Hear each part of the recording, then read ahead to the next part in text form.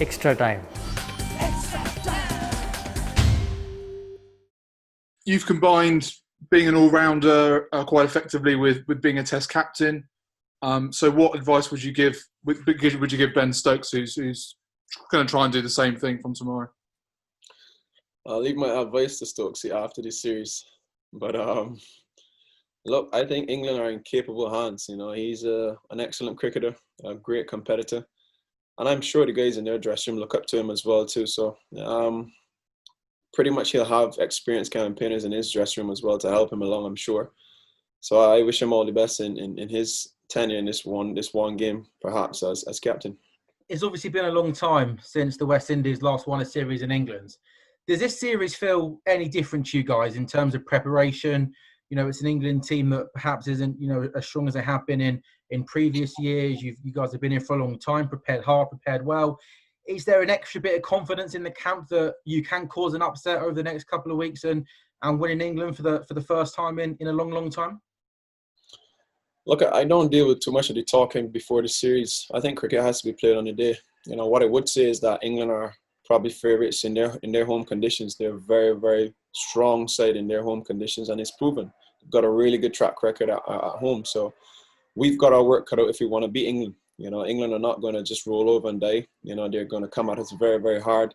And those guys want to win just as badly as we do. You know, so I really expect a keen contest.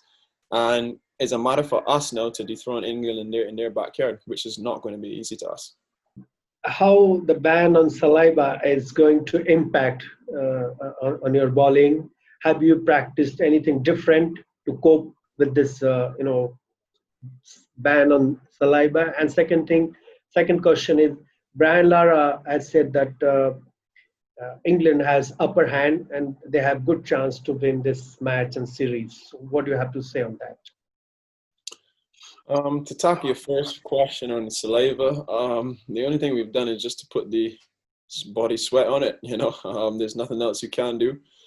As to the impact it would have on the series, I guess you'd only tell when the series starts and we get into the series. So we have trialed it obviously in our warm-up games, and it hasn't gone too badly for us. You know, but again, these are different conditions here in Southampton, so we got to wait and see what happens on the field. And in terms of Brian's comment, I didn't actually hear it. But again, if I go back to what I said earlier, you know, England are a really good cricket team in their home conditions, so they're probably rightly favourites. I'm not sure if you're aware, but you're quite close to a unique double in West Indies cricket history: 2,000 runs and over 100 wickets. Something that you share, that when you reach there, you share with Sir Garfield Sobers. Without really, you know, trying to pigeonhole you into anything. And what is your relationship like with Sir Garfield, and any advice he's given you over the years? What would it mean to join someone of, you know, of his quality in terms of numbers at least? And then the passing of Sir Everton Weekes recently, I know you were very close to him. Shamar said recently that he would join you all in the dressing room and you would join him in the boardroom. Any words on, you know, your relationship as well with Sir Everton Weekes? I'll start with the question firstly with Sir Gary. Yeah, I mean, I wasn't aware of the stat until probably a day or two ago. I mean, if he's good, you need to know that I'm in quite elite company, and I've had tons of conversations with Sir Gary, and you know, I always look up to Sir Gary. He's one of the most positive individuals I've ever spoken to. You know, he just sees things from a different light, and I guess that's why he was so great. And he's never shy of giving information. He's never shy of giving advice.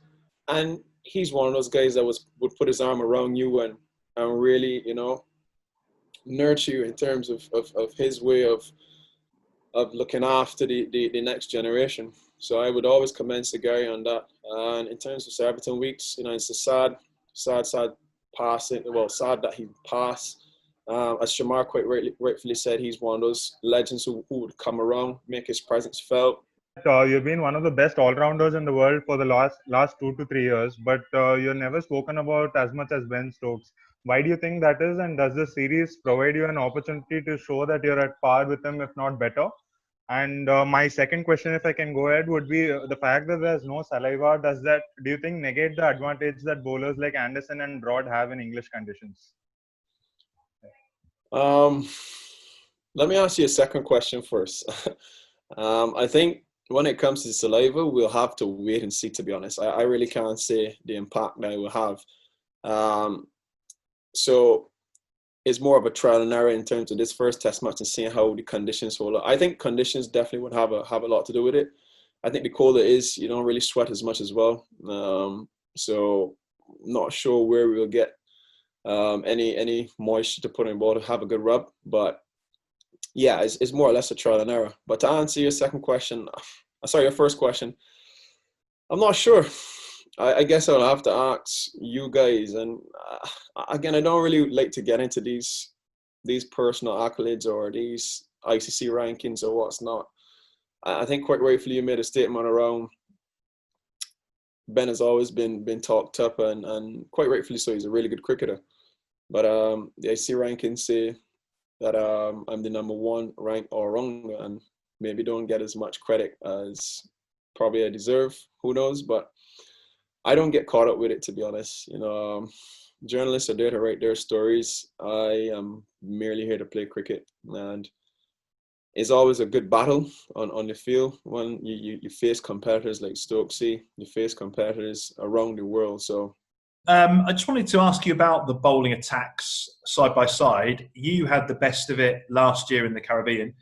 For the first time in a long time, England have a fully fit bowling attack as well on home soil. Who do you think is the more dangerous going into this Test series? Well, if you're looking at stats, you'll probably say England. Broad and Anderson have bulk of experience, bulk of wickets between them themselves.